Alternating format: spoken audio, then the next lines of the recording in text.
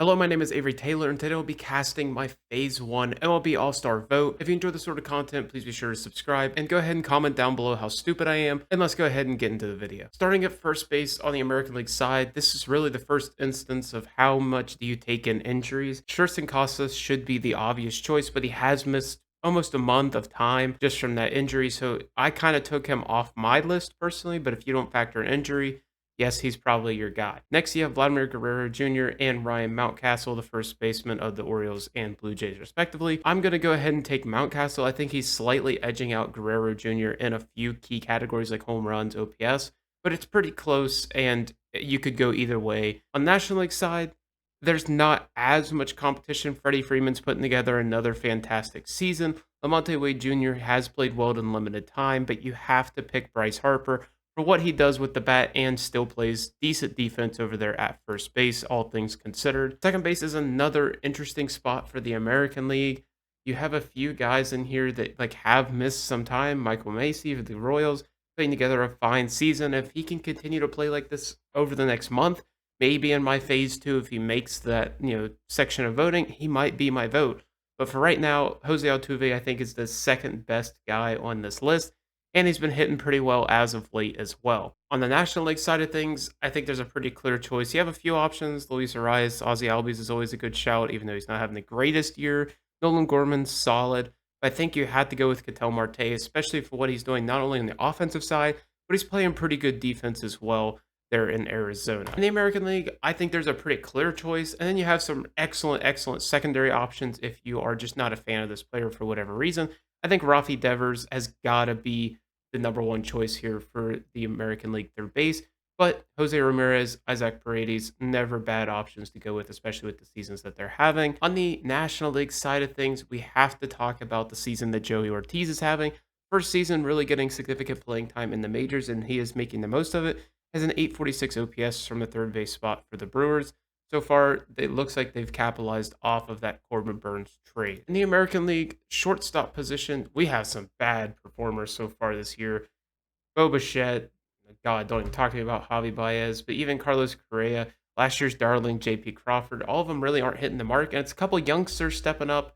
And we got to talk about Gunnar Henderson and Bobby Witt Jr. They have just been absolutely phenomenal. There is no wrong choice here. They both play fantastic defense, both hit the crap out of the ball. You cannot go wrong with this choice. I'm going to go with what I think has been a slightly better player this year in Gunnar Henderson. He's been grabbing more of the headlines, probably because he plays in Baltimore as opposed to Kansas City. But he has 20 home runs compared to 11. He has a better OPS across the board. Average is not close. It's in favor of Bobby Witt Jr. But I'm going to take Gunnar Henderson. He's just been too fantastic this year. But again, there is no wrong choice here. On the National League side of things, you don't have that clear standout, in my opinion, in quite the same way, except for Mookie Betts. Mookie Betts, again, has been phenomenal. Defense is a little suspect at times, but he is relearning how to play this position, and that's going to kind of take some time to work through. But on the offensive side, he's still mashing, hitting 311, 10 homers, 35 ribbies, 920 OPS. Just been phenomenal. At the American League catcher spot, you have a few options again. Danny Jansen putting together a great year. Ryan Jeffers putting together a great year. Even a guy like Adley Rutschman putting together a great year. But the timeless wonder Salvador Perez is doing it again. Currently hitting 299, 10 homers, 42 ribbies, and 863 OPS. Putting together a great year. I'm going to go ahead and go with Salvi. In the National League catcher spot, there are a few options. Wilson Contreras was putting together a great year before he unfortunately got hurt. So that kind of leaves you down to William Contreras and Will Smith. Both of them are really similar. From the stats they give you, you would say that Will Smith is just a tiny bit ahead of William Contreras. And if you went off that, I wouldn't fault you whatsoever. I'm going to take William Contreras just because his swing data should play out a little bit better.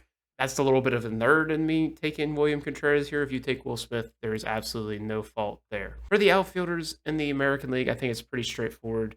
Some of these guys are dealing with injury concerns now, but these just popped up and they look to have avoided major injuries. That is Aaron Judge, Juan Soto, and Kyle Tucker. All three have been MVP candidates so far this season, just been absolutely amazing.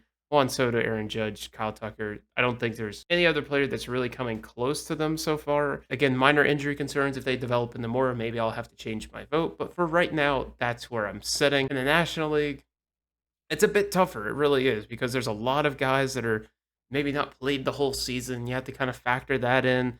And it's tough, like Jalil Ramos from the Giants, former top prospect, putting together a great year so far, but he's only played about half the season because he started the season in the minors. So then you have to think about Christian Yelich. Christian Yelich missed a substantial part of the year as well. So then you turn to guys like Teoscar Hernandez, who I'm going to go ahead and lock in. He's played almost all their games, has 15 homers, 47 RBIs, and 831 OPS. Been pretty good so far. Maybe not that, elite tier like on the American League side, but still pretty fantastic if you ask me. And then you have to go to some guys from the Padres. Jurickson Profar is finally showing that potential that we all knew he had as a prospect. I don't know why. I don't know why he waited till now to show it, but he's been phenomenal in the first half of this season. So I'm going to go ahead and put Jurickson Profar. And I'm going to go ahead and take his teammate Fernando Tatis Jr. 826 OPS, 12 homers, 34 RBIs, playing in a lot of their games, if not all of them. And he's just been great. He always is going to be great. He's always going to give you a great baseline of production. That's going to be my outfitters for the National League. Again, there are options if they continue to play at that level that are better than some of these guys, but just considering the injuries and considering time in the minors, I just have to put these guys on my list. A DH in the American League, it's very similar. You go with a Kerry Carpenter, David Fry, Jordan Alvarez is always going to put up great numbers, but you sacrifice maybe 150 OPS points for 15 missed games like you would with David Fry. I don't know. It's really tough. Kevin Pillar's put up a great season since he's filled in for Mike Trout. Brent Rooker's always been phenomenal. I'm going to go ahead and take David Fry. I think he's been a great story for the Cleveland Guardians. I know he missed a little bit of time, but I don't want to hold that too much against him like I did for some of the other guys. So that's a little bit hypocritical, I know, but David Fry's been putting together a great season. I want to give him his due respect at the DH spot. On the National League side of things, it's not as, random of a player as you would think. Like, that wasn't your guys' pick coming into the year for the American League side. David Fry was absolutely not. On the National League side, it's pretty straightforward. It's Marcell Ozuna versus Shohei Ohtani. I'm not going to actually pick Shohei Ohtani. Shohei Ohtani's having a great year, 311 average, 15 homers, 41 RBIs, 950 OPS. Great year. Nothing to take away from him. But Marcell Ozuna's just been a little bit better, has more home runs, more ribbies, more OPS, more average. Like, this guy has it all. He has everything just slightly better, and Shohei Ohtani doesn't have that value as a pitcher this season. So I have to take Ozuna in this scenario, even though I don't think a lot of people will, just because of his background. And that's going to be it for my vote. I hope you guys enjoyed it. Make sure you rip me apart in the comments. I'm sure you will. But thank you guys so much for watching. Let me know what you guys think in the comment section. And as always, have a wonderful day.